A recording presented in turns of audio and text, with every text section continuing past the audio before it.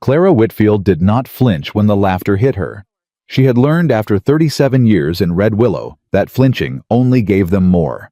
She kept her chin level, her hands loose at her sides, and she walked through the dust like a woman who had already survived everything this town had to offer, which she had. What she could not survive, she had decided, was one more Sunday of standing still while her life moved nowhere. Then the screaming started, and everything changed. If this story already has your heart, subscribe to this channel, hit that notification bell, and drop your city in the comments below. I want to see how far this story travels. The summer of 1889 came to Red Willow, Wyoming, like a debt collector, early, mean, and not interested in excuses.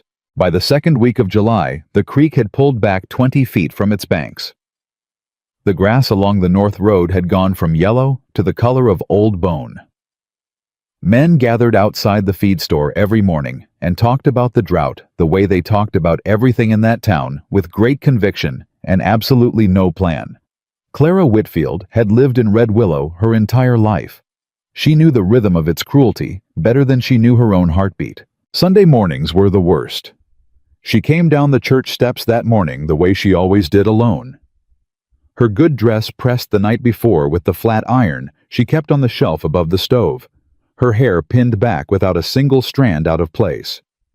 She was 37 years old, unmarried, and employed as the town schoolteacher, which in Red Willow, Wyoming in the year 1889 made her approximately as desirable as a dry well in August. She knew what was coming before she heard the first whisper. "There she goes."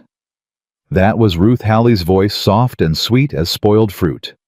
37 years old and still pressing that same gray dress every Sunday. Bless her heart. Clara did not slow her step. "My cousin in Cheyenne married at 22, said another voice, younger, sharper. Delia Morrison, whose husband worked the telegraph office and whose primary occupation appeared to be discussing other women's failures. Can you imagine, still alone at that age? What does she do with herself? Teaches other people's children, Ruth said. Since she'll never have any of her own, Clara's jaw tightened. That was the only thing she allowed herself, one small tightening of the jaw invisible to anyone who wasn't looking for it, and she wasn't giving them the satisfaction of looking. She kept walking. Behind her she heard Hank Deaver's laugh, loud, braying, the kind of laugh a man uses when he wants other men to hear how funny he is. Hank ran the livery and considered himself the wit of Red Willow, a position that required very little competition. "Hey, Miss Whitfield," he called out. "Better hurry home before the heat gets you. Wouldn't want your school books to melt." A ripple of laughter moved through the knot of people on the church steps. Clara stopped walking. She turned around slowly. She looked at Hank Deaver with the same expression she used on a student who had given her a wrong answer with complete confidence, and she said, "Thank you for the concern, Mr. Deaver. I'll be sure to keep that in mind." She turned back around. She kept walking. Behind her she heard Hank say, quieter now, to the man standing next to him, "Lord, no wonder nobody wants her." She did not stop again. She made it 2 full blocks before her hands started shaking. Bien. Clara had lived alone since her father died 6 years prior. Thomas Whitfield had been the finest horse trainer in 3 counties, cavalry-trained, soft-handed, a man who believed that an animal's fear was always the fault of the person holding the rope. He had raised Clara the same way he trained horses, with patience, consistency, and the firm conviction that dignity was not something other people could give you or take away. He had been wrong about that last part. Or at least Red Willow had spent the better part of a decade trying to prove him wrong. After Thomas died, Clara had taken the schoolteacher position because it was the only respectable employment available to a woman of her education and station. She was good at it. Her students learned to read faster, write cleaner, and think harder than the students of any other teacher the district had employed.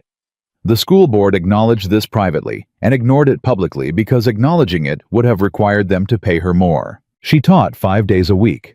She kept a small vegetable garden behind her house. She had 3 horses in the paddock her father had built, not because she needed 3 horses, but because they were the only company in Red Willow that didn't make her feel like a problem someone had forgotten to solve. She had stopped expecting things to change. That was the truth. She lived with quiet and flat as the Wyoming plain in July. She had made her peace with the life she had, which was not the same as being happy with it, but was the only honest thing she knew how to do. She was halfway through that thought, walking along the packed dirt road, with her shaking hands clasped in front of her when the screaming started. It wasn't a person screaming.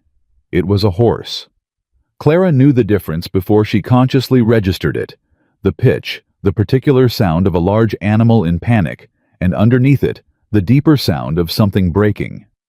Wood, probably. A fence rail or a gate. Then she heard the men shouting. She turned toward the sound without thinking.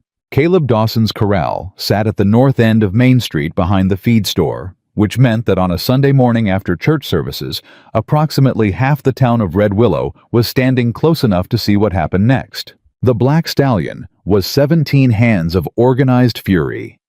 Clara knew the horse, everyone in town knew the horse, because Caleb had brought him up from a breeder in Colorado 3 weeks ago, and the animal had not stopped trying to kill someone since the moment he arrived. He was beautiful in the way that some dangerous things are beautiful, all power and wild intent, dark as a storm cloud with eyes that told you clearly he had not accepted any terms of surrender. He had gone through the south fence rail like it was kindling. The rider, a ranch hand. Clara didn't know well, a young man named Tully, who had made the mistake of thinking confidence was the same as skill, was lying in the dirt, 10 feet away, one arm bent wrong, not moving. Caleb was in the corral, trying to get between the stallion and the rest of his horses, and the stallion was having none of it. Every time Caleb stepped forward, the animal wheeled and charged the fence line again, and the remaining boards were not going to hold. Men stood at the edges and shouted instructions at each other. Not one of them moved forward. Clara stopped at the fence. She was not thinking about Ruth Halley or Hank Deaver or the shaking in her hands. She was watching the horse. She watched the way he moved the tight circles, the weight thrown back on his hindquarters, the way his head never fully stopped scanning the crowd. Not fury, she thought, terror. Something had frightened this animal badly enough that he had broken through solid fence rail, and now he was surrounded by screaming men, which was making everything worse. She knew what her father would have done. She set her hands on the top fence rail. Miss Whitfield. That was Hank Deaver right behind her, and for once he was not laughing. Get away from there. That animal will kill you. Then you'd better be quiet, Clara said, so he can't hear you. She climbed through the fence. The screaming stopped. Not the stallion, the men. Every man standing at that fence went completely silent, the way men go silent when they've just seen something they can't explain, and can't explain why they're not stopping. The stallion saw her the moment her boots hit the dirt. He spun to face her weight forward, head high, and he screamed again, not the same scream as before. A warning. Clara heard it clearly. She stopped moving. She dropped her hands to her sides, not raised, not reaching, just loose and open at her hips. She stood with her feet apart and her weight balanced, and she looked not at the stallion's eyes, but at a point just below and to the left of his shoulder, which was what her father had taught her, because direct eye contact with a frightened horse was a challenge, and she was not here to challenge anything. She breathed out. Then she started talking. Not words the horse could understand. Words she had known since she was 9 years old, standing in this exact kind of situation with her father's hand on her shoulder, his voice quiet in her ear. Low and steady, Clara. Don't reach for him. Let him find you. He'll come when he decides to trust, and not 1 second before. Nobody's going to hurt you, she said low and level. You don't know that yet. That's all right. You don't have to know it yet. The stallion's front hoof hit the ground once. Hard. I know you're scared, she said. I know everything here looks wrong. I know you don't understand why you're here or why all these men are shouting. She paused. I don't always understand it either. The stallion's head dropped 2 inches. It was barely anything. It was everything. Behind her she heard someone say, very quietly, she thought it might have been Caleb Dawson himself, Lord Almighty. She did not look back. Come on, she said to the horse. Come on then. I'm right here." The stallion walked toward her. Not running, not charging, walking slow and deliberate the way a frightened creature moves toward the one thing in a bad situation that doesn't feel like a threat. He walked until he was close enough that she could feel the heat coming off him, and then he dropped his nose and pressed it against her open palm. Clara stood very still. She heard the sound from the crowd behind her. That particular compressed sound of a group of people releasing a breath they didn't know they were holding, and she felt something she had not felt in a very long time, standing on a red willow street. She felt seen. Caleb Dawson had been ranching the Dawson land for 11 years, since his father passed and left it to him. And for 9 of those years, he had been the kind of man Red Willow respected, steady, hard-working, not given to complaint. His wife Eliza had died of fever 4 years ago, leaving him alone in a house that was 3 sizes too big and a ranch that required every daylight hour he had. He was 34 years old, which in Red Willow made him a catch. He knew that. He had been told it approximately 400 times by women whose primary purpose in any social gathering was to remind him of it. He was not interested in being a catch. He was interested in keeping his ranch alive through a drought that was slowly squeezing the life out of everything north of the Creek Road. He had been interested in the black stallion because a stallion of that bloodline properly trained would produce foals worth more than any cattle deal he could make with Preston Vale. That had been the plan anyway. Standing in the dust of his own corral, watching Clara Whitfield speak a terrified horse into stillness, with nothing but her voice and her father's patience. Caleb Dawson understood that he had not until this moment had any real plan at all. He crossed the corral carefully, not getting close enough to spook the horse, and stopped a few feet to Clara's left. "Miss Whitfield," he said.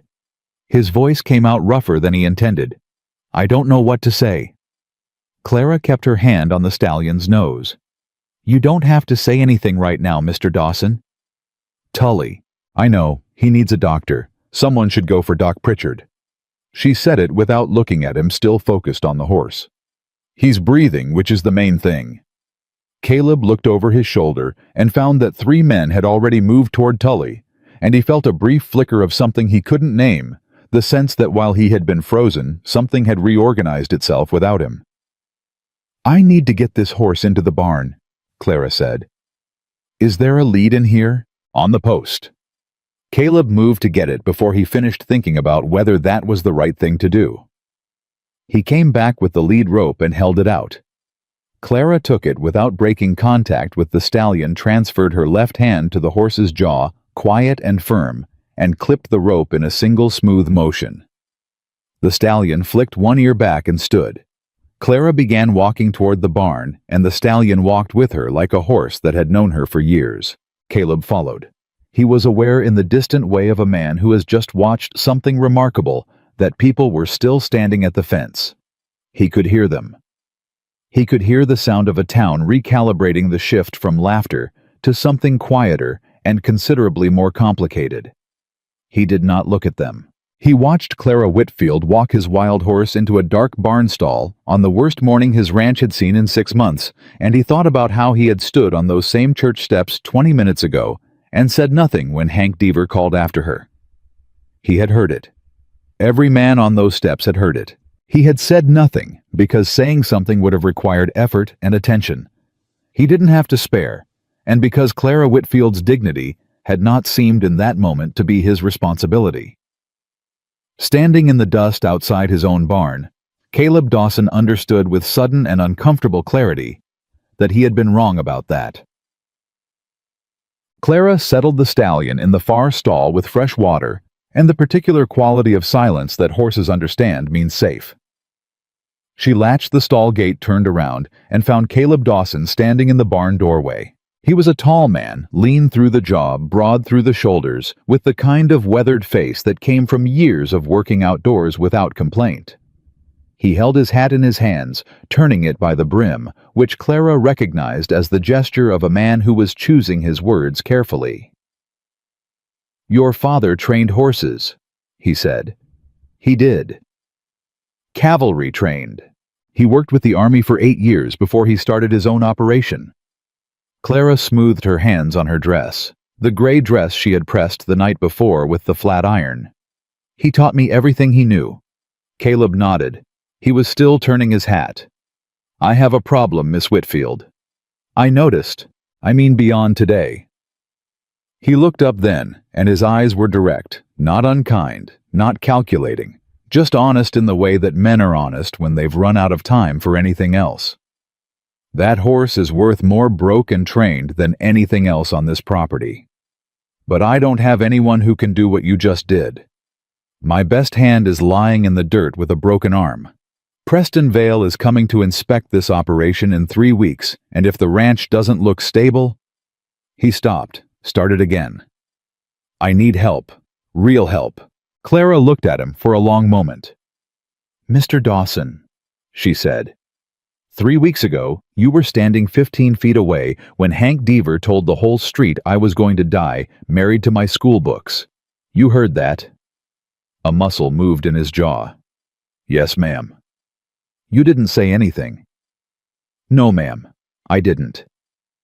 So you'll understand, Clara said, why I'm not feeling particularly inclined toward charitable arrangements. She picked up her good hat from the post where she'd set it, before climbing the fence, settled it on her head, and walked past him out of the barn. The crowd at the fence had thinned, but not dispersed. People were talking in low voices. Clara walked through the space that opened for her without looking at any of them. She heard Caleb Dawson call after her, Miss Whitfield. She didn't stop. I was wrong to stay silent, he said. That's the truth, plain as I can make it. Clara stopped walking. She did not turn around. I'll consider it, she said. Then she walked home through the July heat, with her hands finally blessedly still. That night, Clara sat at her kitchen table with a cup of tea gone cold, and her father's horse journals open in front of her, and she thought about Caleb Dawson's face when he said I was wrong to stay silent, the way it had cost him something, that admission. The way it had come out plain and unhidden. She thought about the black stallion pressing his nose into her palm. She thought about 3 weeks. She closed the journal. She looked out the window at the dark paddock where her 3 horses stood quiet in the summer heat, and she made herself the same promise she always made when Red Willow pushed her somewhere she didn't want to be. Not for him. Not for the town. For yourself and for the horse. She would think about it, she had said. By morning, she had already decided. Clara arrived at the Dawson Ranch before sunrise, not because Caleb had asked her to, not because they had arranged a time. She arrived because that was how her father had always done it before the heat settled in, before the ranch hands were moving, before the day had a chance to build opinions about what was and wasn't possible. She had her father's leather satchel over one shoulder, the one that still smelled faintly of saddle oil, and the particular dry grass of Wyoming summer. Inside it, a worn training journal, a soft lead, a length of cotton rope her father had braided himself, and a small tin of the mineral salt mixture he had always kept for difficult horses. She let herself through the gate and went straight to the barn. The stallion heard her before she reached the door. She heard him shift one hoof, then another, and then go still, listening. She talked before she opened the latch. "It's me," she said quietly. "Same as yesterday. Nobody here but you and me." She went in. He was watching her from the far corner of the stall, head up, ears sharp, not panicking, evaluating. Clara stood outside the stall gate and let him look at her for a full minute without moving, just standing, breathing, making herself the least threatening thing in his world. Then she sat down on the hay bale across from his stall and opened the training journal. She wasn't reading it. She had read everything in it 100 times. She was simply being present in a way that didn't demand anything, and after about 10 minutes, the stallion dropped his nose toward his water bucket and drank. That was enough for the first morning. She was latching the barn door behind her when she heard boots on the hard ground and turned to find Caleb Dawson walking toward her from the direction of the house, a tin cup in each hand, and an expression on his face that suggested he was not entirely sure this was real. "You came," he said. "I said I'd consider it." She took the cup he held out coffee black because refusing it would have been foolish and she needed it. I considered it. Caleb looked at the barn door, then back at her. How is he? He drank this morning. That's a good sign. A horse that won't eat or drink is a horse that's already given up, and this one hasn't. She sipped the coffee. He's not mean, Mr. Dawson. He's frightened. There's a difference. Tully would argue that point. Tully spurred him, Clara said. I could see the marks. Whoever sold you this horse told you he was broke to ride, and that was either a lie or the man's definition of broke was considerably different from mine. She looked at him steadily. How much did you pay for him? A pause. More than I should have. Then you need this to work. Yes, ma'am, I do. Clara handed the tin cup back. Then we need to be clear about something before I take another step. I am not here because I want anything from you, Mr. Dawson. I'm not looking for charity, and I'm not looking for anyone in this town to feel sorry for me. I'm here because that horse deserves better than what he's had, and because I know how to give it to him. Those are my terms. Caleb held her gaze. Understood. I'll come mornings before school, evenings when I can. The work will take as long as it takes, I won't rush it, and neither will you. She pulled her hat brim level.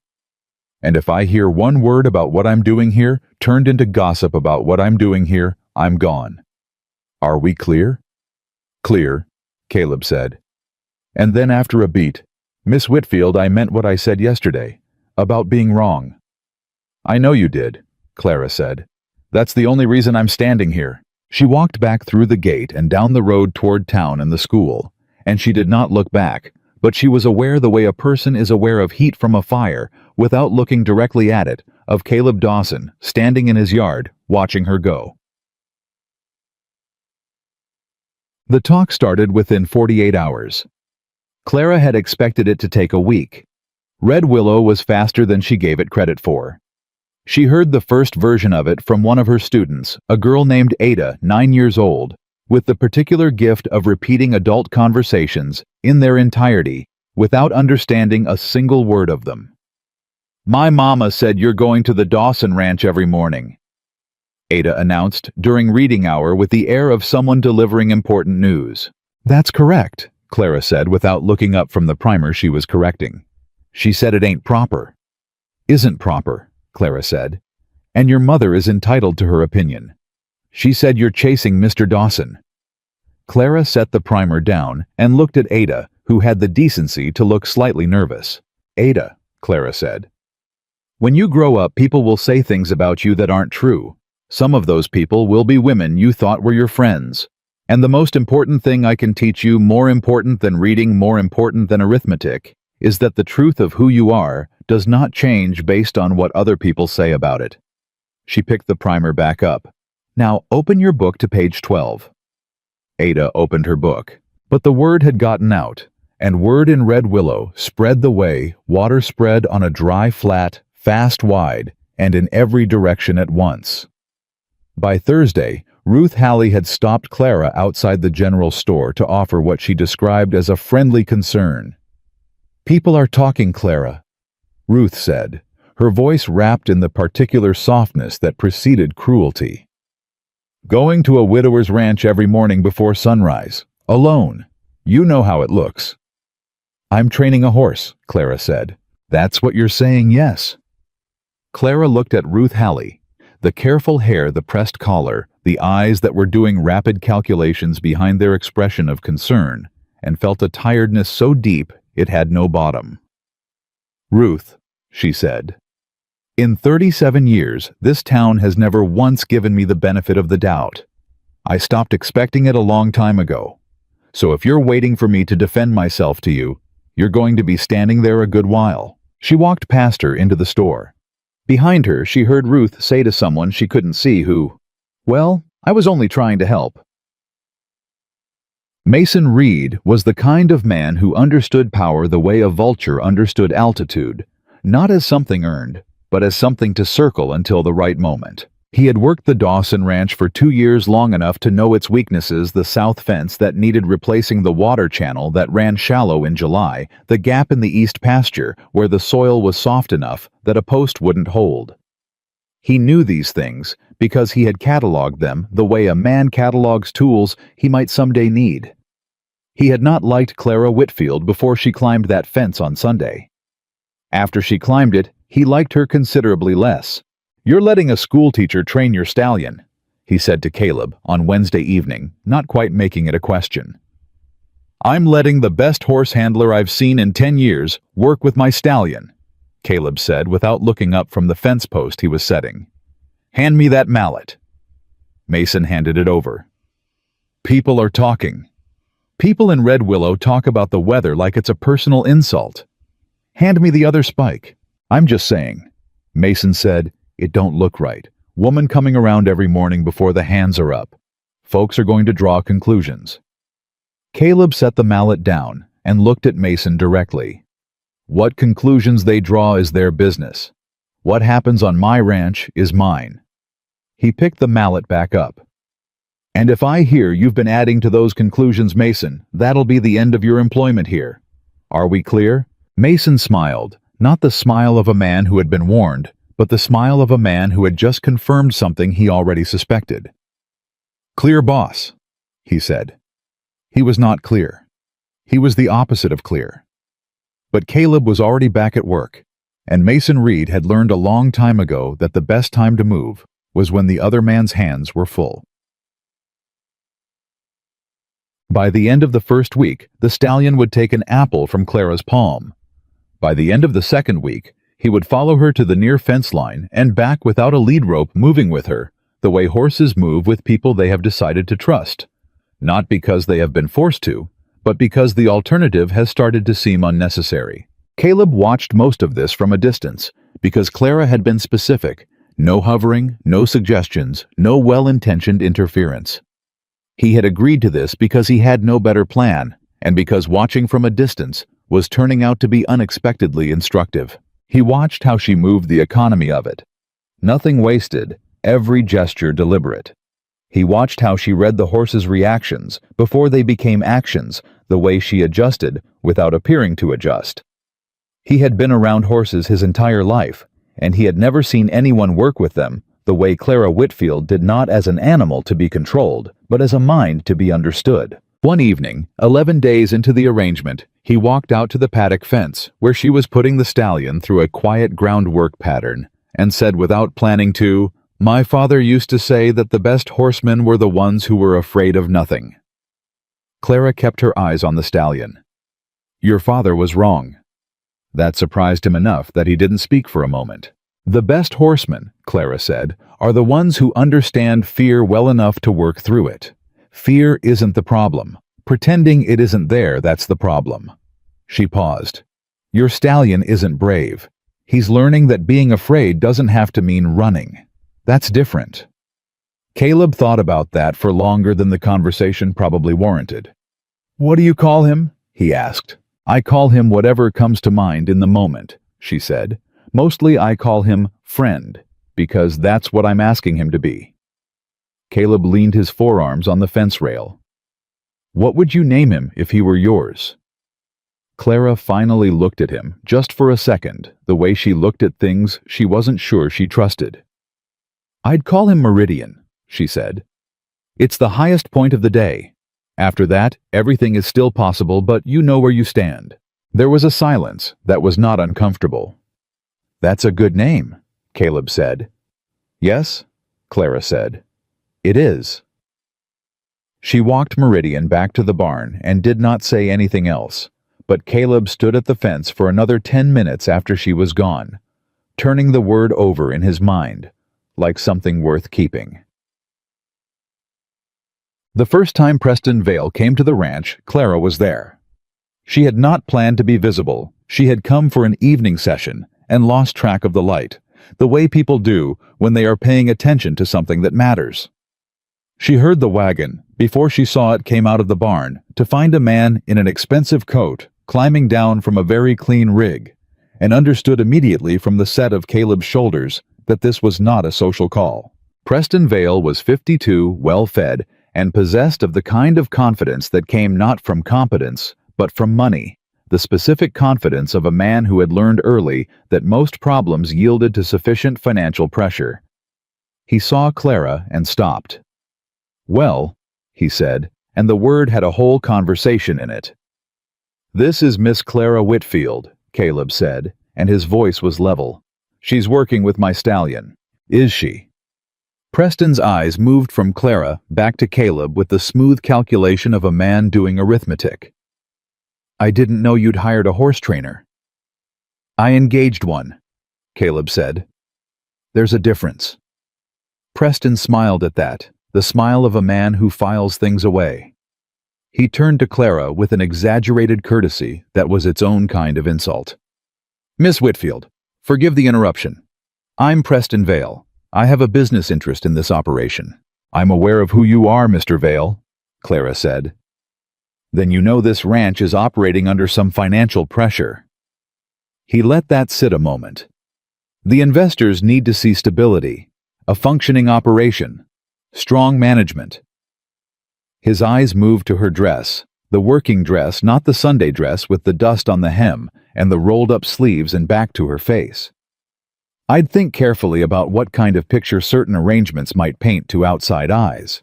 "What certain arrangements are you referring to?" Clara asked. "A single woman. Daily visits to a widower's property." He shrugged pleasantly. "I'm just speaking plainly as a friend." "You're speaking," Clara said, "as a man who thinks a woman's presence somewhere requires an explanation." She looked at him without expression.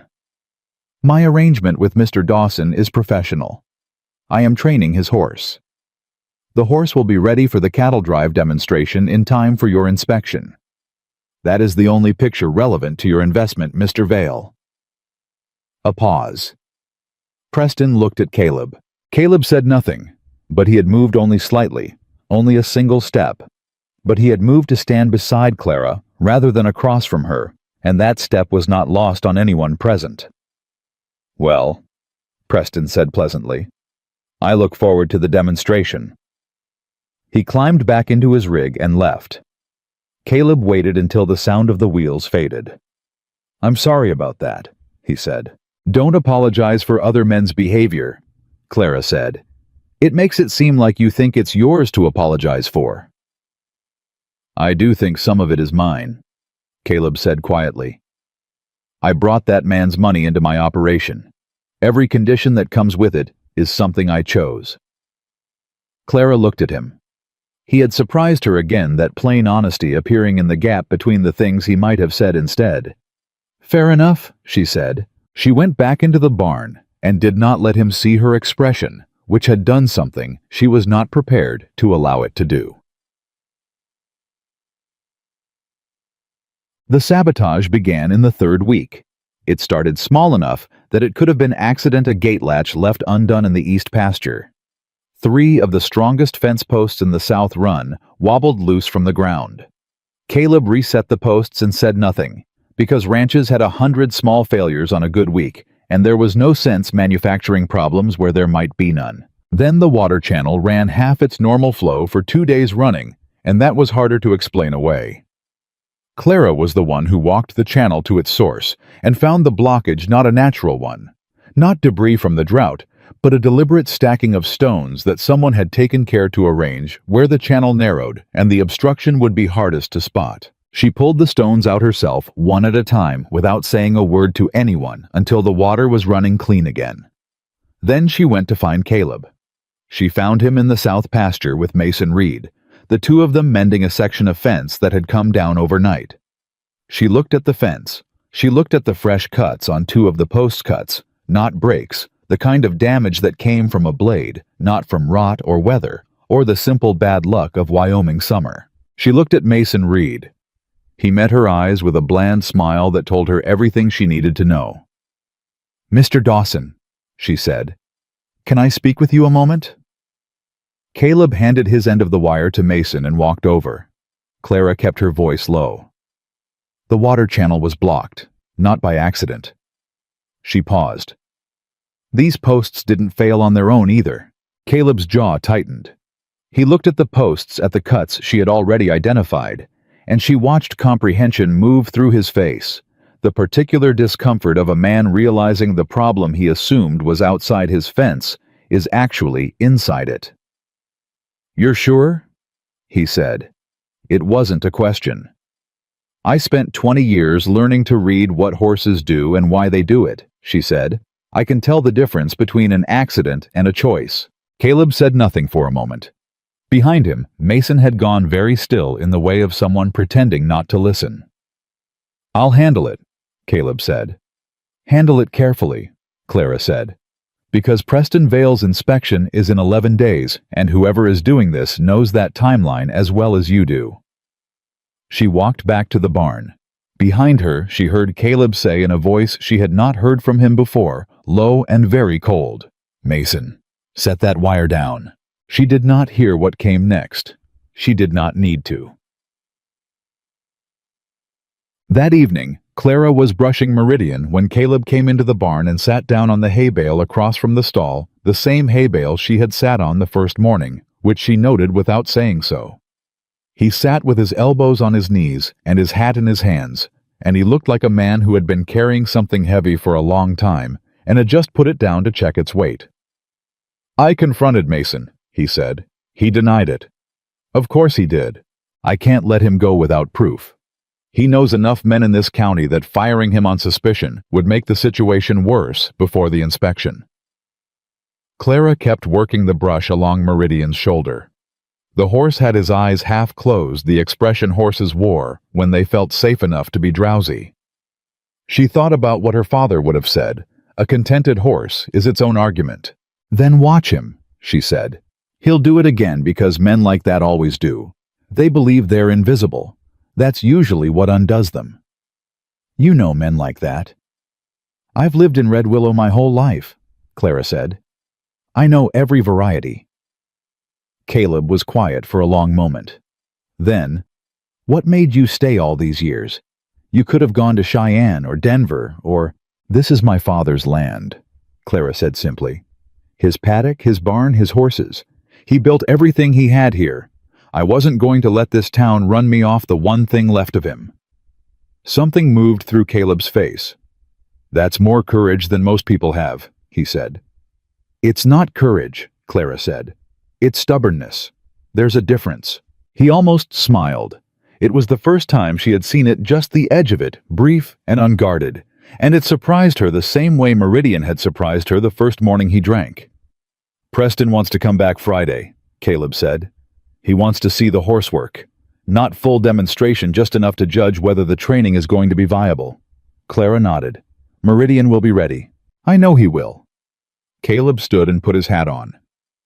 "I didn't know it when I asked you, Miss Whitfield. I know it now." He walked to the barn door and then stopped and turned back. "For what it's worth," he said. "Mason had plenty to say when I confronted him. None of it about the fence.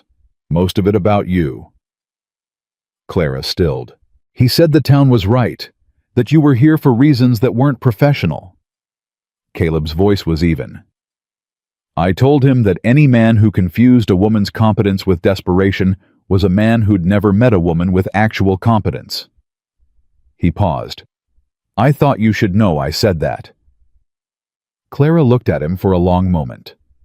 "Thank you," she said. Not warmly, she wasn't there yet, and she was not going to pretend otherwise. But honestly. Caleb nodded once and walked out.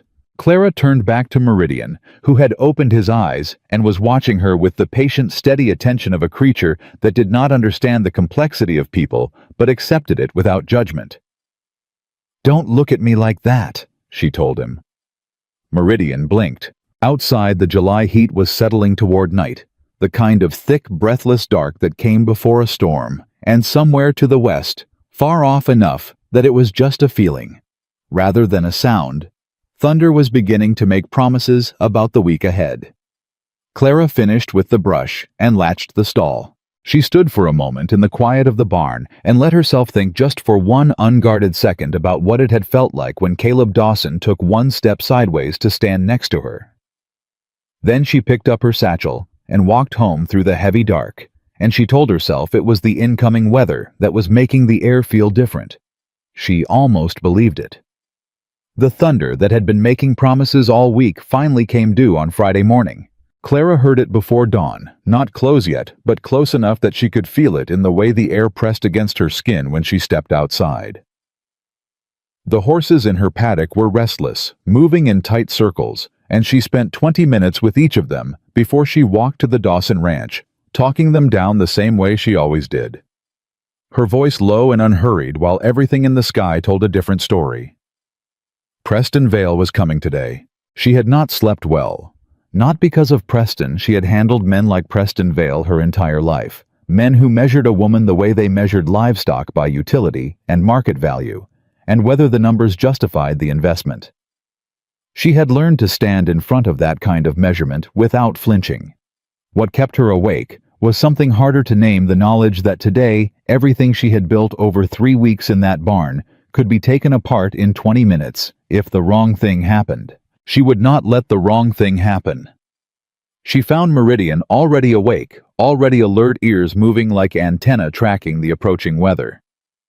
She went into the stall without hesitating, sat on the low stool she had started keeping there, and talked to him the way her father had taught her, not about horses, not about training. Just ordinary talk, the sound and rhythm of a human voice that meant no harm. "Big day," she told him. "We've had bigger. You don't know that yet, but I do." Meridian dropped his nose to her shoulder. She closed her eyes for just a second and let herself feel that the weight of his trust, the specific gravity of an animal that had decided she was safe, and then she stood up and got to work. Caleb was in the yard when the first ranch hands began arriving at 7, and Clara could see from the set of his jaw that he had not slept either. He had the kind of stillness that men wore when they were running on nerves and refusing to show it, every movement deliberate, every word economical. Mason Reed arrived with the others. He did not look at Clara. He had not looked directly at her since the afternoon Caleb confronted him, which told her more than eye contact would have. A man who couldn't meet your eyes was a man still thinking. That worried her more than anger would have. "He's ready," Clara said to Caleb when she fell into step beside him crossing the yard. "Whatever the weather does, Meridian will hold. He trusts the voice, not the sky." Caleb nodded. "Preston's bringing 2 men with him, business partners from Cheyenne. He wants to see the Stallion worked in the South Paddock enough to show soundness and responsiveness. That's all I need." "The South Paddock fence." Caleb paused. "I checked it myself this morning. Every post." Clara looked at him. He looked back. The understanding between them was quiet and complete. He had checked it because of what she had found in the water channel, because of the fresh cuts she had shown him, because he was no longer willing to assume that damage on his property was accidental. "Good," she said. She went back to the barn and ran through the groundwork one more time with Meridian, keeping it calm and methodical, the routine they had built together over 3 weeks. The routine that told him reliably, and without variation, that the world was manageable and she was proof of it. The Stallion moved with her like a conversation. Preston Vale arrived at 10 in the morning with 2 men she didn't know and an air of authority he wore the way some men wore expensive coats as a warning. He greeted Caleb with the handshake of a man confirming ownership. He acknowledged Clara with a nod that managed to convey both courtesy and dismissal simultaneously, which she suspected took practice.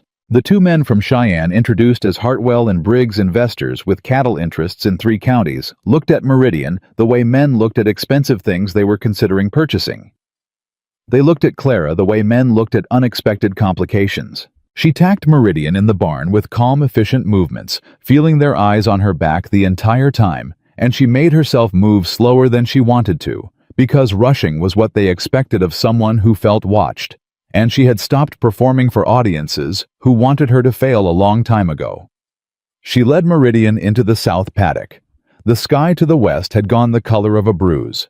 She heard Hartwell say something to Briggs low, and Briggs laugh. She did not hear the words. She did not need to. "Miss Whitfield." Preston's voice carried the particular projection of a man accustomed to being heard.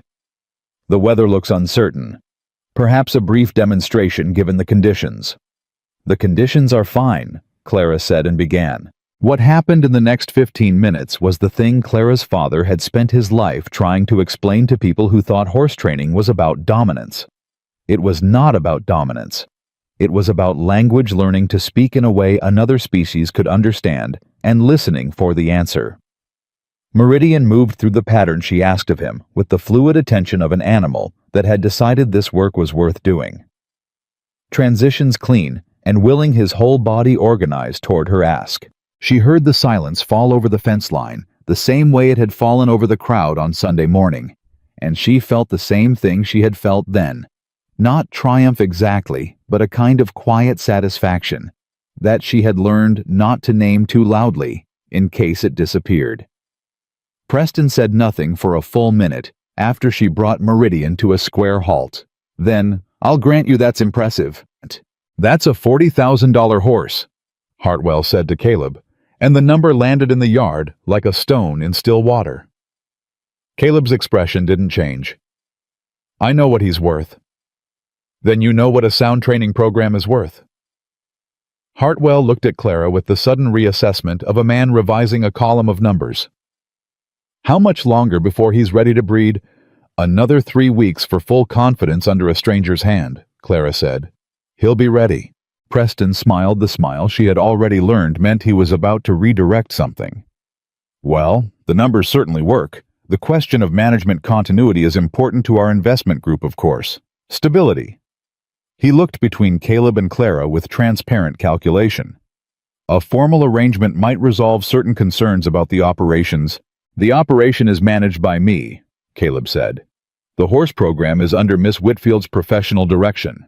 That's the arrangement. It doesn't require anything else." Preston absorbed this. "Of course," he said pleasantly.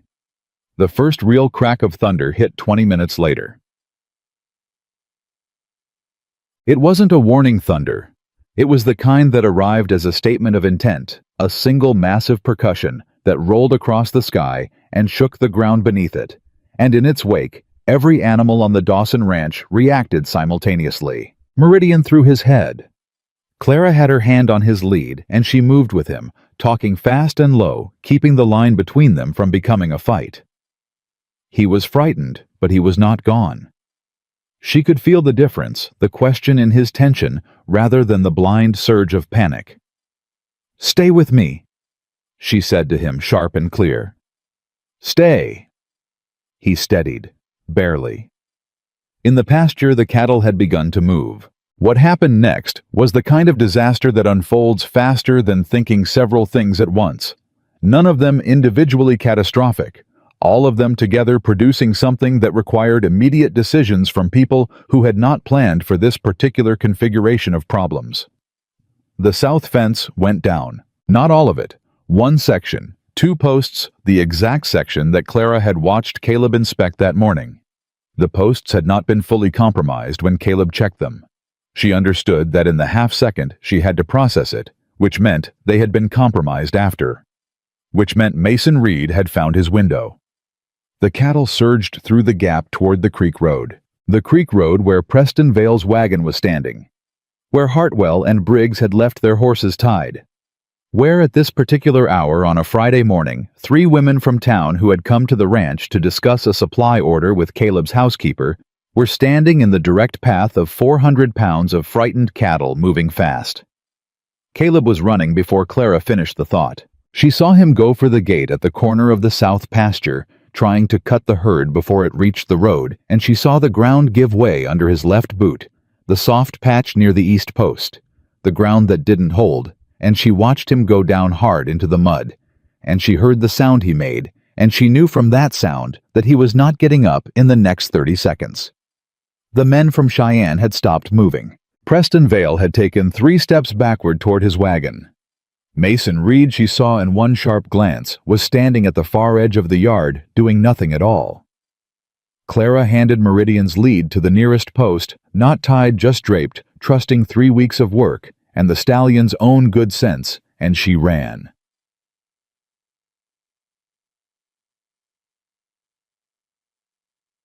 She did not run toward the cattle. She ran back to the barn.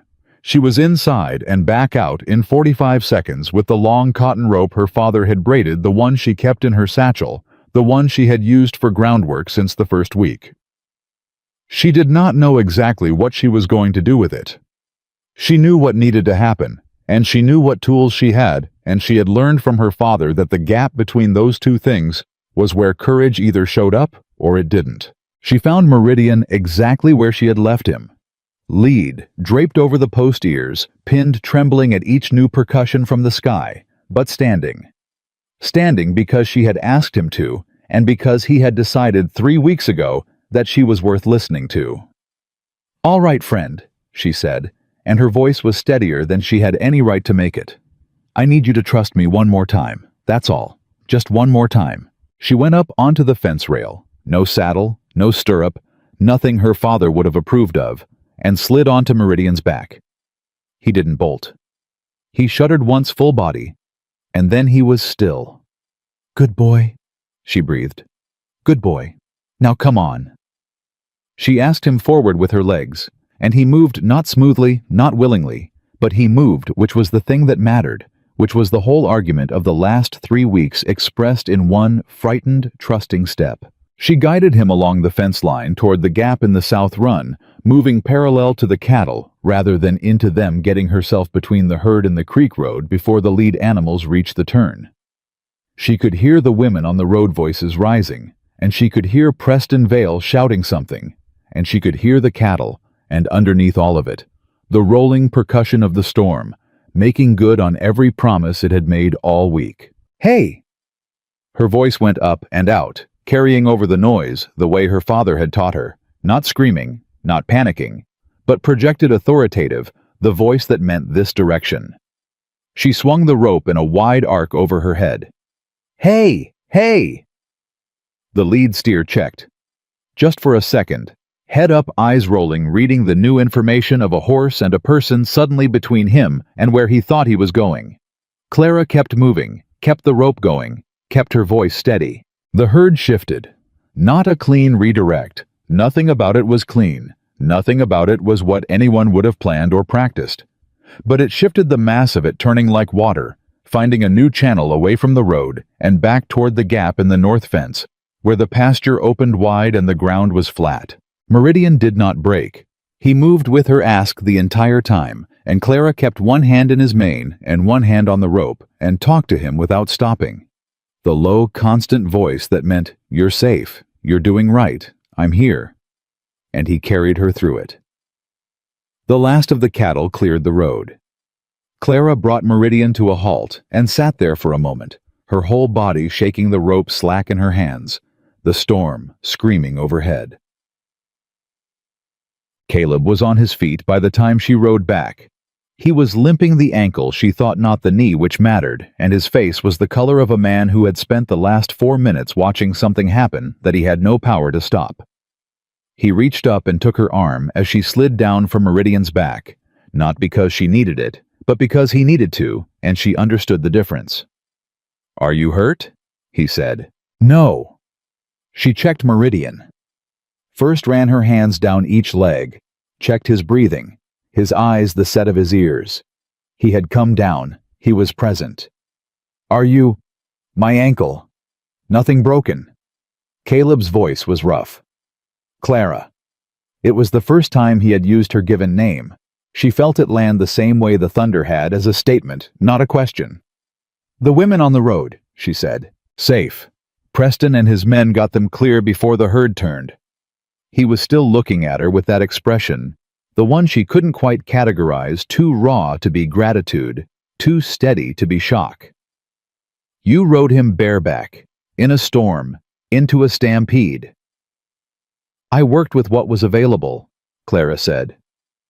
"You saved those women. You saved my ranch." His jaw tightened. "You saved everything." She handed him Meridian's lead and turned toward the gap in the south fence, because there was something she needed to do before she let the moment become anything other than what the facts required it to be. She walked to the downed posts. She crouched in the mud and looked at the base of the nearest one. The cut was fresh. Not the same cuts she had shown Caleb before. Those had been carefully measured, designed to look like rot or weakness. These were different. These were hurried. Someone had done this in the 20 minutes between Caleb's inspection and the moment the storm broke, working fast, because the window was closing and the opportunity was now or never. She stood up and turned around. Mason Reed was 30 feet away. He had not left. She had wondered if he would if he had enough survival instinct to read the room after what had just happened. Apparently his confidence in his own invisibility was stronger than his self-preservation. Their eyes met. She walked toward him. He said before she reached him, "Fence posts go down in a storm. Happens all the time." "These weren't storm damage," Clara said. "You cut them, the same way you cut the posts 2 weeks ago, the same way you blocked the water channel." She stopped close enough that there was no question who she was speaking to. "You've been sabotaging this ranch for weeks, and you've been doing it in a way you thought no one would prove." "That's a serious accusation," Mason said. His voice was easy, but his eyes had gone flat. "From a schoolteacher who showed up here 3 weeks ago chasing a widower." "You can say that," Clara said. "You can say it all you want. But those posts will tell the truth whether you do or not." She turned and walked back to where Caleb was standing. She did not need to tell him. She watched his face as he looked from her to Mason and back, and she saw the moment the full picture assembled itself, the weeks of small damage, the escalation, the timing of today. "Mason," Caleb said. His voice had gone very quiet. Mason opened his mouth. "Don't." Caleb took 2 steps toward him, and whatever was in his face in that moment caused Mason Reed to take 1 step back, which was the first honest thing he had done all day. "I'm going to look at those posts, and then you and I are going to have a conversation in front of every man on this property." Preston Vale made his move in the aftermath, while the storm was still loud overhead, and the mud was still fresh, and the adrenaline of the last 20 minutes was still making everyone's hands unsteady. That was when men like Preston moved in the gap between crisis and clarity, when the numbers were rearranging themselves, and people hadn't yet decided what they thought. He found Caleb while Caleb was still limping toward the downed fence, and said with the warmth of a man offering a life raft, Hell of a morning, Caleb. Look, here's how I see this. The horse program is clearly viable. That was an extraordinary demonstration under the circumstances. But investors want stable management. They want a settled operation." He paused. "Miss Whitfield has proven her value here beyond any doubt. Formalize it. Make the arrangement official in a way the county understands. Marry the woman. Bring her into the operation properly. It solves half a dozen problems at once." Caleb stopped walking. He turned to look at Preston with the particular stillness of a man deciding how much of what he's thinking to say out loud. "Clara Whitfield just rode a Greenbroke Stallion bareback into a cattle stampede in a thunderstorm to save 3 women your wagon blocked on the road," Caleb said. "And your response is that she'd be useful to marry." Preston spread his hands. "I'm speaking practically. She is not a solution to a management problem," Caleb said. "She is not a bargain, and she is not a tool, and she is not available for any man's convenience, including mine." His voice did not rise. It didn't need to. "If your investment in this operation requires me to treat her like one, then we are done. You can find another ranch." Preston's pleasant expression did not change, but something behind it did. "That's a significant financial decision," he said. "Yes," Caleb said. "It is." He turned and kept walking toward the fence. Clara heard it from 15 feet away. She had not meant to be close enough to hear she had been checking the second downed post crouched in the mud, with her hands in the dirt, cataloging the evidence, the same methodical way her father had taught her to catalog everything. She had heard the conversation, the way you hear something in a dream present, but not fully processed, arriving piece by piece. She sat back on her heels. Around her the storm was beginning to ease. The thunder was moving east, the worst of it past, and in its wake came a particular quiet, the kind that arrived after violence, when the world was deciding what shape it wanted to take next. She heard Caleb's boots in the mud and did not look up until he stopped beside her. "He's gone," Caleb said, "or he will be soon as his wagon makes the turn." "I heard what you said to him." A pause. "I know." "You didn't have to do that." "Yes," Caleb said. "I did." She finally looked up at him. He was standing in the aftermath of the worst morning his ranch had seen in years. Ankle hurt. Coat caked in mud. Two investors almost certainly reconsidering their position, and he was looking at her with an expression she recognized because she had been carrying the same one for the last 3 weeks without letting anyone see it. "The posts are the proof you need," she said, because they both needed to be standing on practical ground right now. "Fresh cuts, different angle than the storm damage on the rails. You get the sheriff out here, and Mason doesn't have an explanation that holds. I'll send a man for the sheriff before the hour's out." Good. She stood up. Her dress was past saving red mud from hem to knee, one sleeve torn at the shoulder from the fence rail. She looked down at it for a moment, and then she looked up at the crowd that had gathered ranch hands, the women from town who had been on the road. Hartwell and Briggs still standing by their horses, and a loose gathering of people who had come up the road during the storm and stayed for the aftermath. All of them watching her. The woman who had been laughed off the church steps 2 weeks ago, standing in Caleb Dawson's field, in a ruined dress with mud on her hands, having just stopped a stampede on a horse she'd trained from panic to partnership in 21 days. Ruth Halley was in the crowd. Clara saw her clearly. Ruth was not laughing. Clara straightened her spine, settled her weight on both feet, and looked back at all of them. Not with triumph, not with anger, just with the plain steadiness of a woman who had long since stopped needing their approval and had simply today also stopped pretending that their disapproval hadn't cost her anything. Then she turned back to Caleb. "I'll come Monday to check on Meridian," she said. "Let him settle over the weekend. Clara."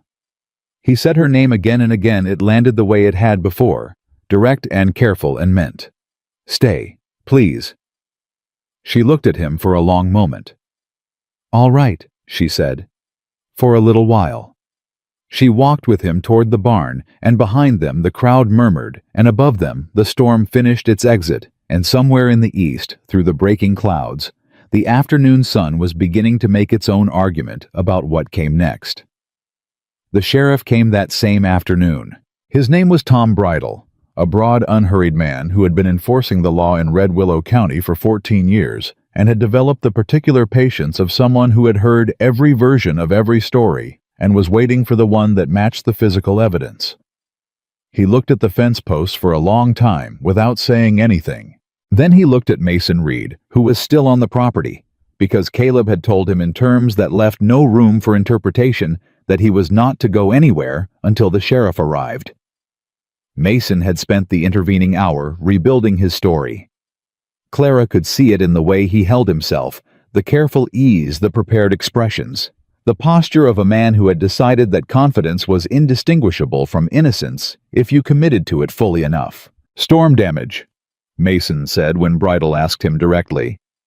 "I've seen posts go down like that before. Ground gets soft, the wind gets under the rail. These cuts are angled upward," Bridle said without heat. "Storm damage pulls downward.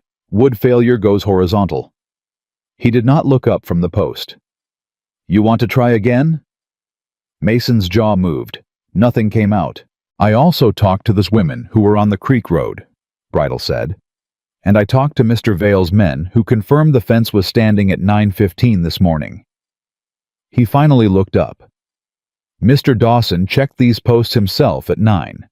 Which means somebody got to them in the 20-minute window between 9 and 9:20, right when the storm broke, and every man on this property had his eyes on the sky." He tucked his notebook into his coat. "That's a small window, Mason. Requires someone who knew the timeline, knew the property, and was counting on the storm to cover the evidence." Mason said nothing, but his hands, Clara noticed, had stopped being still. "I'm going to need you to come with me," Bridle said. "We can finish the conversation in town." What happened next was fast and graceless, the particular ugliness of a man whose plan has collapsed and who makes one last reaching grab for the narrative before it gets away from him entirely. Mason looked at Clara. He looked at her the way men look at the thing they've decided is responsible for their own failures. "She set me up," he said.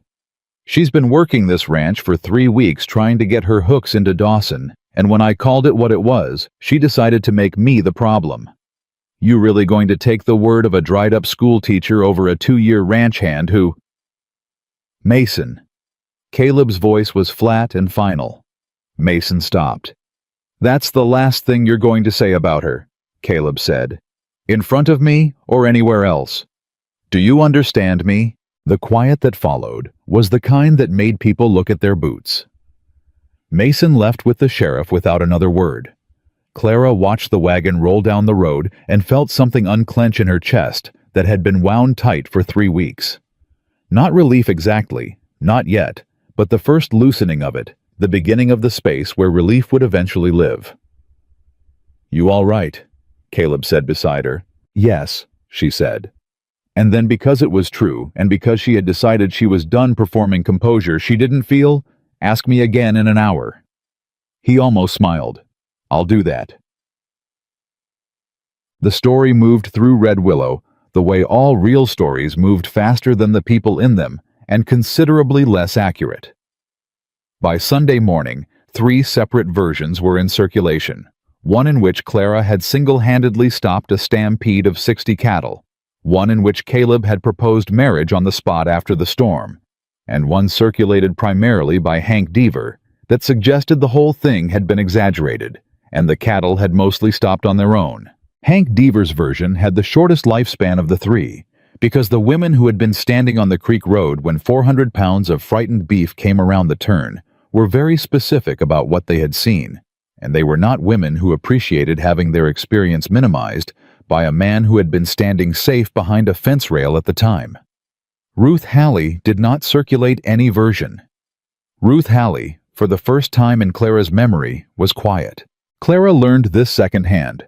She was not at church that Sunday because she was at the ranch checking on Meridian, who had come through the storm and the stampede with nothing worse than a bruised shoulder and the understandable opinion that Fridays were best avoided. She ran her hands over him methodically and spoke to him in the low continuing way that had become their language, and she let the quiet of the barn be what it was, the one place in Red Willow that had never required her to be anything other than competent. Caleb found her there the same way he always did, moving across the yard with that particular walk of his, unhurried but purposeful, a man who had somewhere to be and was choosing this direction. He was not limping anymore. The ankle had been a bad sprain, not a break, and he had apparently decided that sufficient stubbornness was an adequate substitute for the rest he hadn't taken. People are talking, he said from the barn doorway. People are always talking, Clara said without turning around. Different kind of talking this time. She heard something in his voice, a gravity she hadn't heard before, and she turned. He was holding a folded document. Legal paper, she could see the format from across the stall, the particular weight of official business. He held it out. She crossed the stall and took it, unfolded it. It was a contract. A formal legal contract drawn up by the county's land and property attorney. She recognized the office letterhead outlining a professional partnership for the horse training and breeding program of the Dawson Ranch. 2 parties.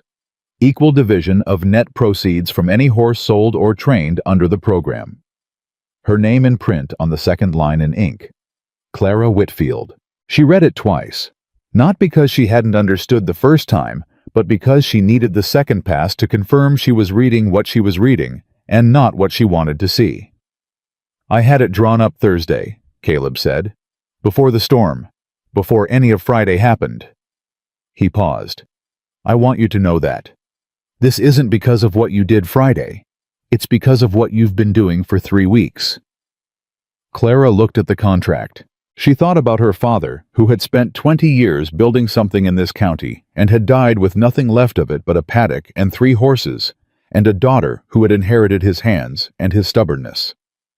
She thought about the school board that paid her less than she was worth and called it gratitude.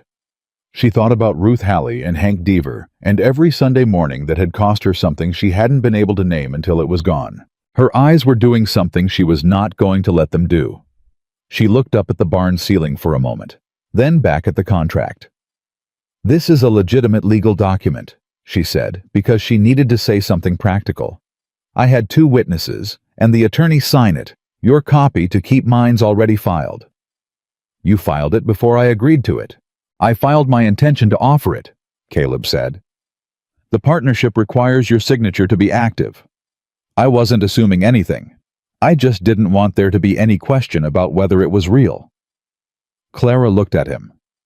He looked back with the quiet directness that she had come to understand over 3 weeks was simply how he was made. Not performing steadiness, just built that way, the same way some horses were built for endurance rather than speed. "I'll need to read it properly," she said. "Every clause. Take as long as you need." She folded it carefully and held it against her side. "And the school board. That's your decision," he said. "The contract doesn't require you to leave teaching. It requires your time and expertise with the horses on terms you set. Everything else is yours." She had not expected that.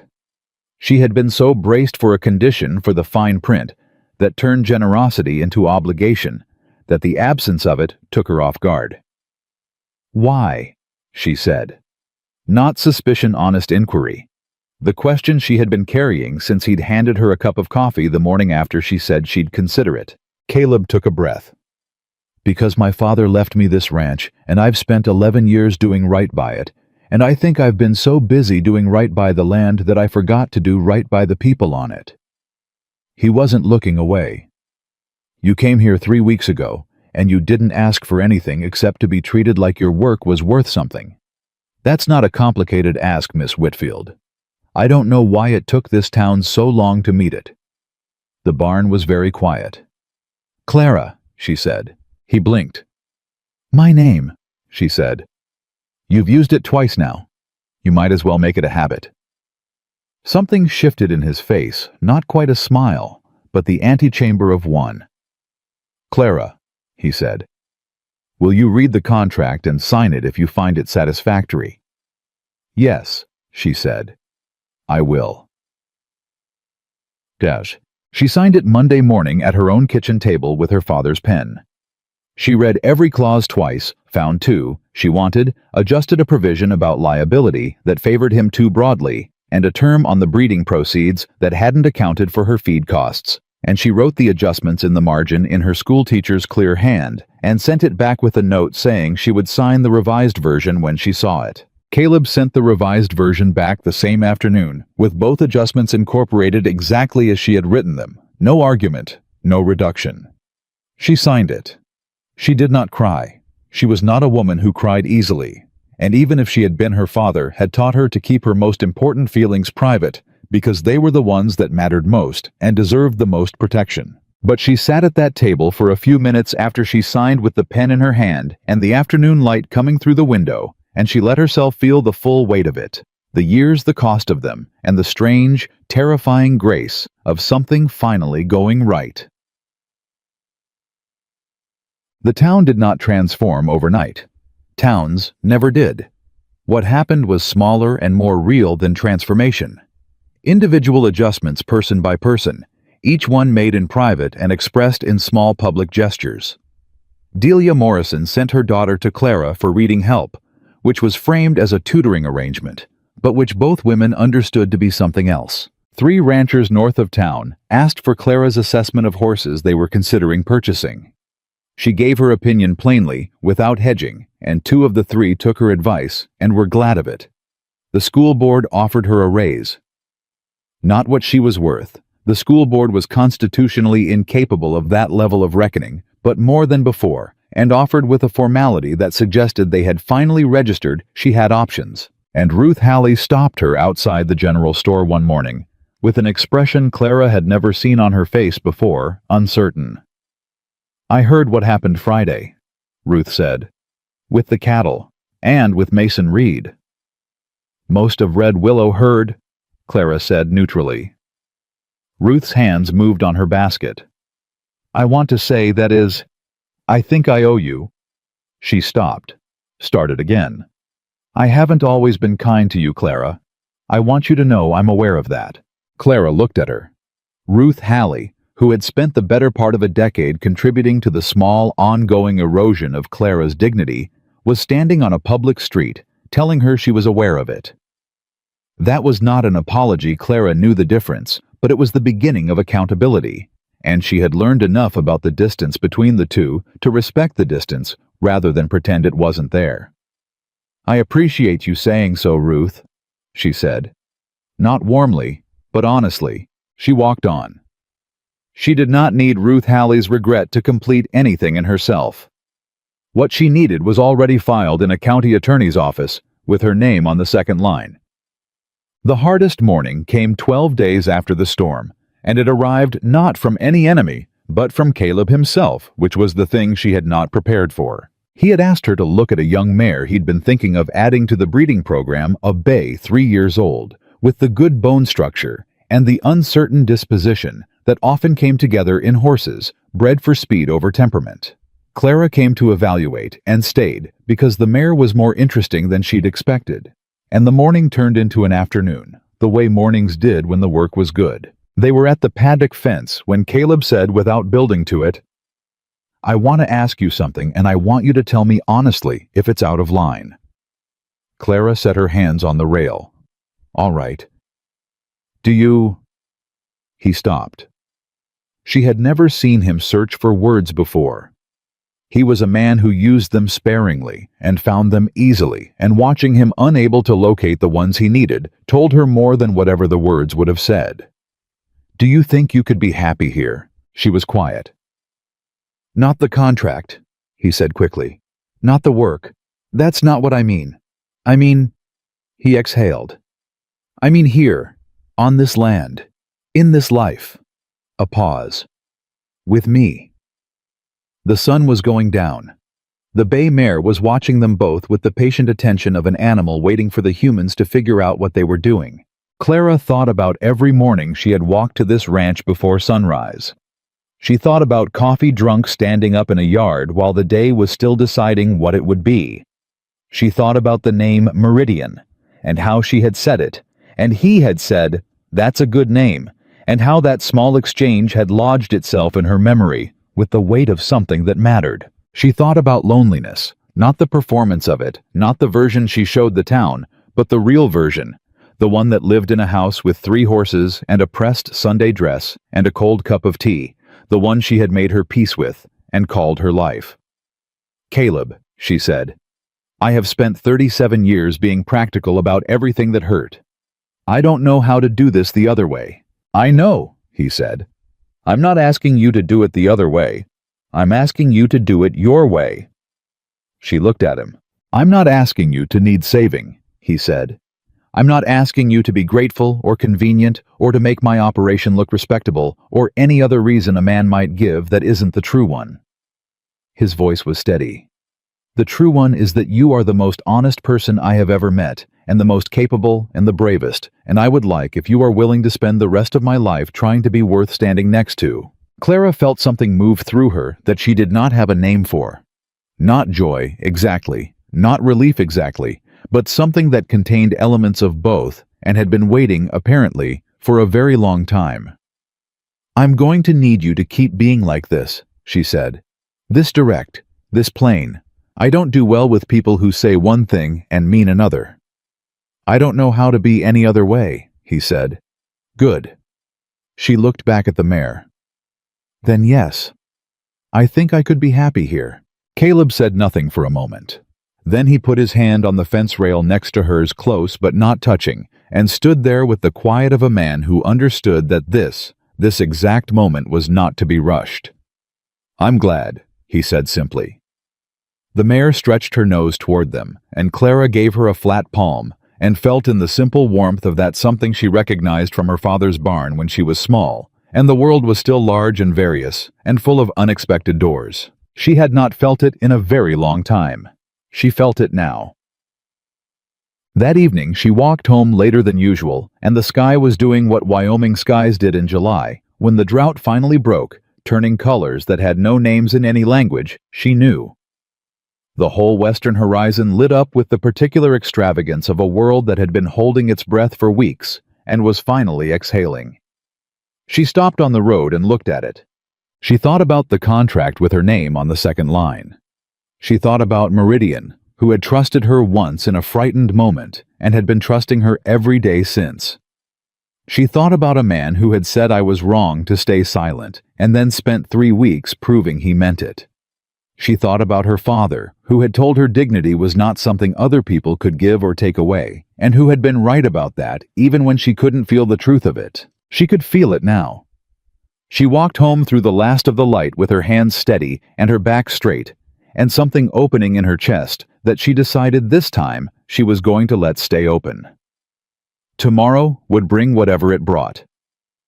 The ranch, the work, the town, the long ongoing negotiation of living among people who were doing their imperfect best the same as she was. But tonight, walking home under a Wyoming sky that had finally decided to be beautiful, Clara Whitfield allowed herself to believe quietly, privately, with the careful fullness of a woman who had earned it, that the best part of the story was still ahead of her. The harvest gathering came on the last Saturday of August. Red Willow held it every year in the field behind the church tables, set end to end. Whatever the summer had produced, laid out for the whole town to share the kind of event that looked like generosity and functioned as a social audit. Everyone came. Everyone watched everyone else. The hierarchy of who stood where and spoke to whom and brought what to the table had been calibrated over decades, and everyone in attendance understood the code, even if no one would have admitted to it. Clara had not attended the harvest gathering in 4 years. The last time she'd gone, she had spent 2 hours being talked around, rather than talked to, and she had driven home in the dark and decided that some traditions weren't worth the cost of the entrance. This year, Caleb asked her to come with him. He asked the way he asked everything, plainly, directly, without ornamentation. "I'd like you beside me," he said. "Not because it means anything to the town, because it means something to me." She said yes. She wore the blue dress, not the gray one, a dress she had made 2 summers ago, and worn exactly once, because it was too good for ordinary Sundays, and she had run out of occasions that felt worth it. She pressed it the night before with the same flat iron, but this time without the quiet resignation that usually accompanied the act. This time it felt different. This time it felt like preparation rather than habit. She met Caleb at the edge of the church field at noon, and when he saw her, he took his hat off. Not as a gesture. As a reflex, the kind of response a man has when something catches him before he has time to arrange his face. "You look—" He stopped. "Don't," she said, but she was almost smiling. "I was going to say, you look like yourself," he said. "Which is what I meant." She looked at him for a moment. Then she took his arm and they walked into the gathering together. And Clara felt the shift in the air, the way she felt, whether not with her eyes, but with her whole body, the awareness of a temperature change before it became visible. People noticed. Of course they noticed. This was Red Willow. But the noticing was different now. She had spent enough years cataloging the specific texture of this town's attention to recognize that what was landing on her today was not the old familiar weight of judgment and dismissal. It was something more complicated, something that had to reckon with a woman it had underestimated in front of witnesses. Yay. Delia Morrison approached first, which surprised Clara until she understood that Delia had probably been watching the gate for 30 minutes. "Clara." Delia's voice was warmer than it had ever been, which made Clara careful. "I wanted to say, my Abigail has been doing so much better with her reading since you started working with her. She talks about you every evening." "Abigail is a bright girl," Clara said. "She just needed someone to be patient with her instead of rushing her." Delia absorbed this without flinching, which was itself a kind of growth. "We're grateful," she said. Then, with slightly less rehearsed ease, "I also wanted to say I wasn't kind before. Earlier this summer. The things I said." "I know what you said, Delia." A pause. "Yes. Well." Delia smoothed her skirt. "I'm saying I was wrong about you." Clara considered this. She thought about her father, who had taught her that horses remembered everything and forgave nothing that hadn't been earned, and that the earning took time and was the responsibility of the one who had caused the harm. "I appreciate you saying so," Clara said. "Give Abigail my best." She moved on.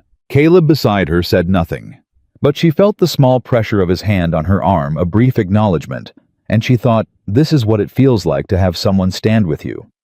Not in front of you, not behind you, with you.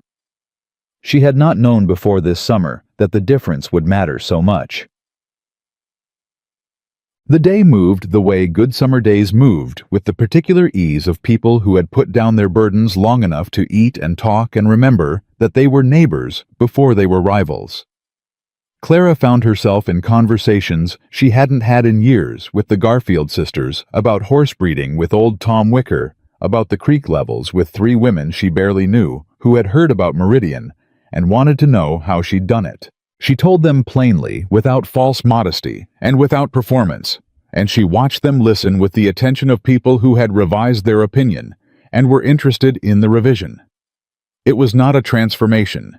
She did not trust transformations. They were too fast, too total, and too often they were simply the old contempt dressed in new clothes. What she trusted was this individual people choosing one at a time to do something different than they had done before. That was enough. That was in fact everything. She was at the far end of the tables talking to the Garfield sisters about a young quarter horse one of them had been considering when she heard the wagon. She knew the sound of Preston Vale's rig. She had heard it twice now, once at the ranch on that first evening, once on the storm morning, and the sound of it had developed a particular quality in her memory, the way certain sounds did when they carried associations the body remembered before the mind did. She turned. Preston was climbing down with the ease of a man who had not been told he wasn't welcome, which meant he hadn't been told, which meant Caleb hadn't known. She looked across the field for Caleb and found him already moving in Preston's direction, the set of his shoulders carrying the particular stillness that preceded his version of anger. She stayed where she was. She watched. Preston found Caleb at the edge of the gathering with the warmth of a man who had decided that the events of 3 weeks ago were simply a bump in an ongoing negotiation. "Caleb?" He extended his hand. "Good to see you. Quite a summer you've had." Caleb shook his hand because refusing it in public would have cost more than it was worth, and because he was a man who understood the difference between courtesy and surrender. "Preston," he said, "I didn't expect to see you today. Community event." Preston gestured broadly. "I have interests in this county. It would be strange not to come." He looked across the field to where Clara was standing and back to Caleb. "I owe you an apology, actually." Caleb said nothing. "What I said after the storm, the suggestion about Miss Whitfield." Preston's voice had the particular quality of a man who had practiced a speech and was now performing it. "It was clumsy. I should have framed it differently." "The framing wasn't the problem," Caleb said. Preston smiled. "Fair enough. Look, my investors are still interested. Hartwell and Briggs saw what they needed to see with the Stallion. The horse program is viable. The numbers work, and frankly, after what happened Friday, the operation looks more capable than it did before." He paused. "I'm prepared to come back to the table. Full investment, the terms we discussed." Caleb looked at him. "The terms we discussed included certain expectations about how the ranch operated and who made decisions." "Terms are negotiable," Preston said pleasantly. "Everything's negotiable." "Then here's my position," Caleb said. "The horse program operates under Clara Whitfield's direction, full stop. She has contractual partnership and full authority over that program. Any investor who has a problem with that can find another operation." He held Preston's gaze. "That's not a negotiating position. That's the condition." Preston's pleasant expression shifted slightly, not disappearing, but recalibrating. "She's that important to the operation." "She is the operation," Caleb said, "and she's more than that, which isn't your business. But the professional part is your business, and that's what I'm telling you." A pause. "That's a significant thing to say in public, Caleb." "Yes," Caleb said. "It is." Preston looked at him for a long moment with the expression of a man running numbers he hadn't expected to run. "I'll speak to Hartwell," he said finally. "The terms you've described may be workable." "Good," Caleb said. "Let me know." He walked away from Preston Vale without waiting to see his expression, which was itself a statement, and he walked directly across the gathering toward Clara. And the people between them stepped aside without being asked the way people do when they sense something is happening that they should not be in the middle of. Clara saw him coming. She had watched the entire exchange from across the field. She couldn't hear it, but she had spent 37 years learning to read the architecture of conversations from a distance, the way bodies angled toward and away from each other, the weight of exchanges in the set of shoulders, and the movement of hands. She knew what had happened. Not the specifics, but the shape of it. The offer, Caleb's answer, the walking away. He stopped in front of her. He came with another offer, Clara said. Yes. And the same answer as before. He looked at her steadily. It'll always be the same answer. Clara held his gaze. Behind him, she was aware of the conversations that had quieted the faces turning toward them. The specific quality of attention that a small town gave to something it understood was going to be a story. She had spent her life being a story in this town. Always the cautionary version, the sad version, the version that made other women feel better about their own choices by comparison. She had made her peace with it, which was not the same as accepting it. Caleb, she said, what exactly are you doing right now? He took a breath. Something I should have done a long time ago, he said. Not for this town. For you. He did not get down on one knee. He was not that kind of man, and she was not that kind of woman. And what he did instead was something truer. He took off his hat, held it at his side, and spoke to her the way he always spoke, plainly, directly, without hiding behind anything. Clara Whitfield, he said, I am not asking you to save my ranch. I'm not asking you to make anything look respectable. I'm not asking you because you're useful or convenient or because any practical argument points in this direction. His voice was steady, and his eyes were on hers alone. I'm asking you because I have watched you stand straight under things that would have flattened most people.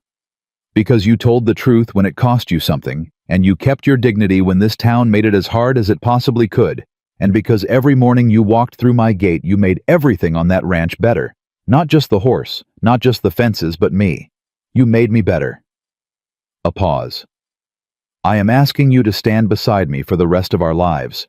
Not because you need me to stand there, because I want you to know that you have been chosen openly, plainly, in front of everyone who once decided you weren't worth choosing for exactly who you are. The field was very quiet. Clara was aware of approximately 50 people who were not talking. She was aware of Ruth Halley standing 20 feet to her left, with both hands at her mouth. She was aware of Hank Deaver, for once in his life, finding nothing to say. She was aware of herself, her own heartbeat, her own stillness. The dress she had pressed the night before, because something in her had already known this was worth preparing for. She thought about her father's voice. Dignity is not something other people can give or take away. She thought about a frightened black horse pressing his nose into her open palm. She thought about 11 days of drought and 3 weeks of mornings, and a contract with her name on the second line, filed before she had agreed to it, because he hadn't wanted there to be any question about whether it was real. She looked at Caleb Dawson, this plain, stubborn, honest man who had learned in one summer to speak when it mattered, and she felt something settle in her chest, with the finality of a door closing gently on a room that had been cold for a very long time.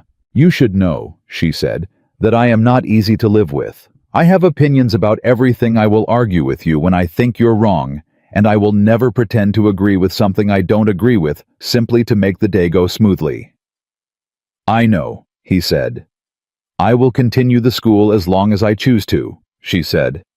The contract stays as written. My horses are my horses. I know all of that, he said. I'm not asking you to be anyone other than who you are. Clara was quiet for one more moment, not hesitating, processing, feeling the full weight of the thing before she picked it up and carried it forward. Then she said, yes. Just that. One word, plain as his proposal, direct as everything she had ever been. Yes. The sound that moved through the gathering was not applause. This was Wyoming in 1889, not a theater, but something shifted in the collected attention of 50 people, a release of held breath, a recalibration of the social mathematics that governed everything in a place like Red Willow. Caleb put his hat back on. He offered her his arm. She took it. And then something happened that Clara had not expected and would remember for the rest of her life. Ruth Haley began to clap.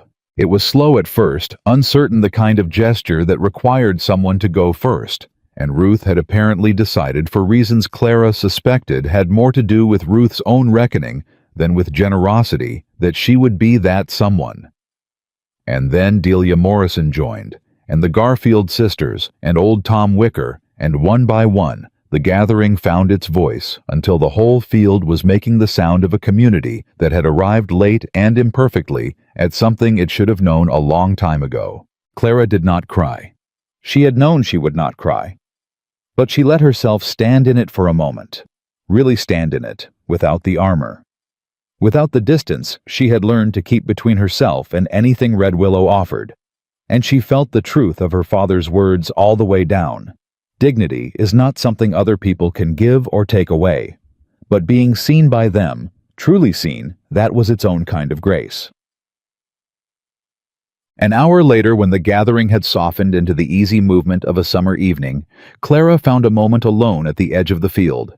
She needed it, not because she was overwhelmed, but because she was a woman who had always needed to feel her own edges clearly, to know where she ended and the world began. She thought about September, when the school term would start again, and her mornings would run from the classroom to the ranch and back, full and purposeful, in ways she hadn't allowed herself to imagine. She thought about Meridian, who was in the barn at the Dawson Ranch right now, comfortable and untroubled a horse, who had come to Red Willow terrified and had found in the hands of one patient woman the language for trust. She thought about how her father would have looked at the contract at Caleb at the field full of people who had finally gotten around to seeing his daughter clearly. She thought he would have said something dry and understated the way he said everything, and that underneath it would have been pride so large it had to be spoken quietly, or it would have taken up all the air. Caleb came to stand beside her. He didn't speak. He had learned over 3 weeks when she needed quiet, and he honored it the way he honored everything between them, without making a performance of the honoring. After a while, Clara said, "My father would have liked you." "I'd have liked to know him," Caleb said. "He would have made you work for it," she said. "He didn't give his opinion of a man until he'd seen how the man behaved when things went wrong." "That seems like a reasonable standard. He saw a lot of things go wrong in his life," Clara said. "It gave him good judgment." She paused. "He used to say the best thing a person could do for a frightened horse or a frightened person was to stay present and make no sudden moves. Just be there, steady, until the fear found something better to do." Caleb was quiet for a moment. "He sounds like someone who understood people as well as horses." "He understood that they were more alike than most people admitted," Clara said. She looked out at the field, the tables, the lanterns being lit, as the evening came down the faces of people she had known her whole life, and would go on knowing imperfectly and honestly for the rest of it. "I've been frightened for a long time," she said. "Not of any one thing, just cautious, about hoping, about expecting anything to hold." Caleb turned to look at her. "I'm done being cautious about this," she said. He reached over and took her hand, not dramatically, not as a gesture for the people still in the field, just the plain and simple reach of a man who wanted to hold the hand of the woman beside him. His grip was steady, the way everything about him was steady. Clara held on. 3 weeks later, on the morning of the first day of September, Clara walked through the gate of the Dawson Ranch before sunrise, the same way she had walked through it every morning since the end of July. The ranch hands were not yet moving. The yard was quiet. She went to the barn and found Meridian awake, as he always was when she arrived, ears forward watching the door. She went in without hesitation. She ran her hands along his neck, the strong, warm, present weight of an animal that had come to her terrified and wild, and had found in her patience the thing he had been missing, the evidence that the world contained somewhere in it people who could be trusted. "Good morning, friend," she said. He dropped his head against her shoulder. Outside, she heard Caleb's boots crossing the yard. She heard the particular sound of his walk, unhurried, purposeful, and she heard him stop at the barn door, the same way he always stopped, giving her the moment before he entered the small, consistent courtesy that she had come to know as characteristic of who he was. "Clara," he said, "coffee's on." "In a minute," she said. She stayed another moment with Meridian, feeling the warm, steady weight of him, and she thought about everything the summer had cost her, and everything it had returned, and she understood clearly and finally, and without reservation, that the two were not in balance. What had been returned was greater. Not because the cost had been small, but because what came after it was real and solid and chosen, and hers. She gave Meridian a last pat, picked up her satchel, and walked out of the barn into the cool September morning, where Caleb was waiting with 2 cups of coffee, and the particular expression of a man who had everything he needed and knew it. She took the cup. She stood beside him. And in Red Willow, Wyoming, in the late summer of 1889, the woman they had called Unwanted stood in the yard. She had helped save next to the man who had chosen her openly and without apology, and she was completely, honestly, and without qualification, home.